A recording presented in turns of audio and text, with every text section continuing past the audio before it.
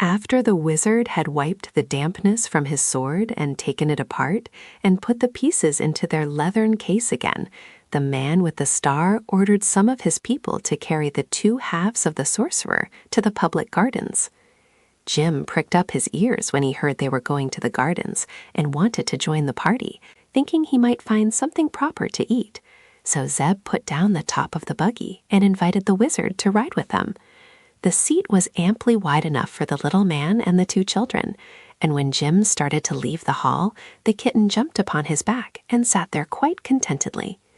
So the procession moved through the streets, the bearers of the sorcerer first, the prince next, then Jim drawing the buggy with the strangers inside of it, and last the crowd of vegetable people who had no hearts and could neither smile nor frown. The glass city had several fine streets, for a good many people lived there, but when the procession had passed through these, it came upon a broad plain covered with gardens and watered by many pretty brooks that flowed through it.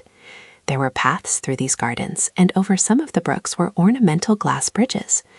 Dorothy and Zeb now got out of the buggy and walked beside the prince, so that they might see and examine the flowers and plants better. "Who built these lovely bridges?" asked the little girl. "No one built them," answered the man with the star.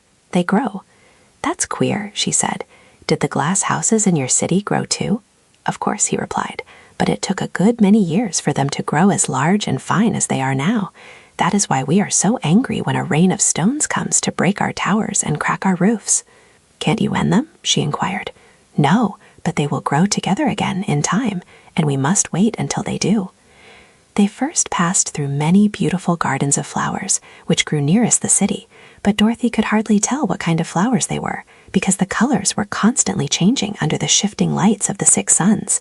A flower would be pink one second, white the next, then blue or yellow, and it was the same way when they came to the plants, which had broad leaves and grew close to the ground.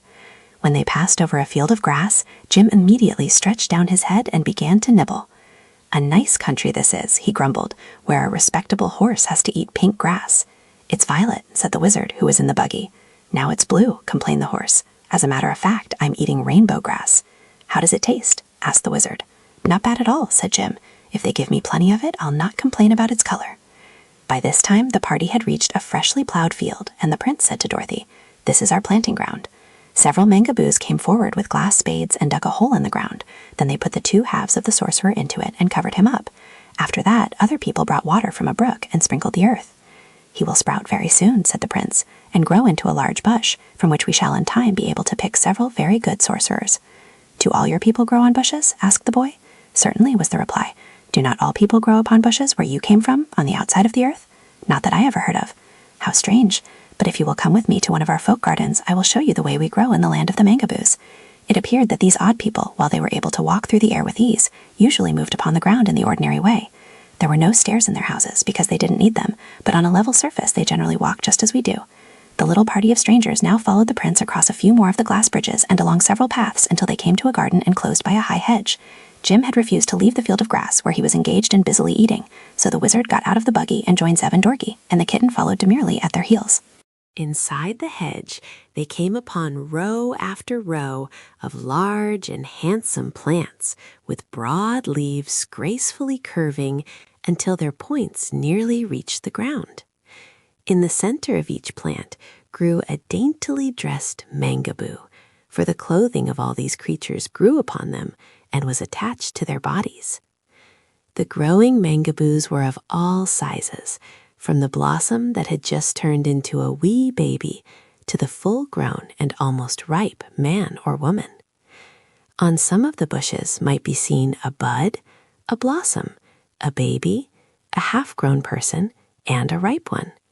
But even those ready to pluck were motionless and silent, as if devoid of life. This sight explained to Dorothy why she had seen no children among the mangaboos, a thing she had until now been unable to account for. "Our people do not acquire their real life until they leave their bushes," said the prince. "You will notice they are all attached to the plants by the soles of their feet, and when they are quite ripe, they are easily separated from the stems and at once attain the powers of motion and speech. So while they grow, they cannot be said to really live, and they must be picked before they can become good citizens. "How long do you live after you are picked?" asked Dorothy. "That depends upon the care we take of ourselves," he replied. "If we keep cool and moist and meet with no accidents, we often live for 5 years. I've been picked over 6 years, but our family is known to be especially long-lived." "Do you eat?" asked the boy. "Eat? No, indeed. We are quite solid inside our bodies and have no need to eat any more than does a potato." "But the potatoes sometimes sprout," said Zeb. "And sometimes we do," answered the prince, "but that is considered a great misfortune, for then we must be planted at once." "Where did you grow?" asked the wizard. "I will show you," was the reply. "Step this way, please." He led them within another but smaller circle of hedge, where grew one large and beautiful bush. "This," said he, "is the royal bush of the mangaboos. All of our princes and rulers have grown upon this one bush from time immemorial." They stood before it in silent admiration. On the central stalk stood poised the figure of a girl, so exquisitely formed and colored and so lovely in the expression of her delicate features that Dorothy thought she had never seen so sweet and adorable a creature in all her life. The maiden's gown was soft as satin and fell about her in ample folds, while dainty lace-like traceries trimmed the bodice and sleeves. Her flesh was fine and smooth as polished ivory, and her poise expressed both dignity and grace. "Who is this?" asked the wizard, curiously. The prince had been staring hard at the girl on the bush. Now he answered, with a touch of uneasiness in his cold tones, "She is the ruler destined to be my successor, for she is a royal princess. When she becomes fully ripe, I must abandon the sovereignty of the mangaboos to her." "Isn't she ripe now?" asked Dorothy. He hesitated. "Not quite," said he finally. "It will be several days before she needs to be picked, or at least that is my judgment. I am in no hurry to resign my office and be planted, you may be sure." "Probably not," declared the wizard, nodding. "This is one of the most unpleasant things about our vegetable lives," continued the prince with a sigh, "that while we are in our full prime, we must give way to another and be covered up in the ground to sprout and grow and give birth to other people." "I'm sure the princess is ready to be picked," asserted Dorothy, gazing hard at the beautiful girl on the bush. "She's as perfect as she can be." "Never mind," answered the prince hastily. "She will be all right for a few days longer, and it is best for me to rule until I can dispose of you strangers who have come to our land uninvited and must be attended to at once." "What are you going to do with us?" asked Zeb. "That is a matter I have not quite decided upon," was the reply. "I think I shall keep this wizard until a new sorcerer is ready to pick, for he seems quite skillful and may be of use to us. But the rest of you must be destroyed in some way, and you cannot be planted, because I do not wish horses and cats and meat people growing all over our country." "You needn't worry," said Dorothy. "We wouldn't grow underground, I'm sure." "But why destroy my friends?" asked the little wizard. "Why not let them live?" "They do not belong here," returned the prince. "They have no right to be inside the earth at all." "We didn't ask to come down here, we fell," said Dorothy. "That is no excuse," declared the prince coldly. The children looked at each other in perplexity, and the wizard sighed. Eureka mopped her paw on her face and said in her soft, purring voice, "He won't need to destroy me, for if I don't get something to eat pretty soon, I shall starve to death, and so save him the trouble." "If he planted you, he might grow some cattails," suggested the wizard.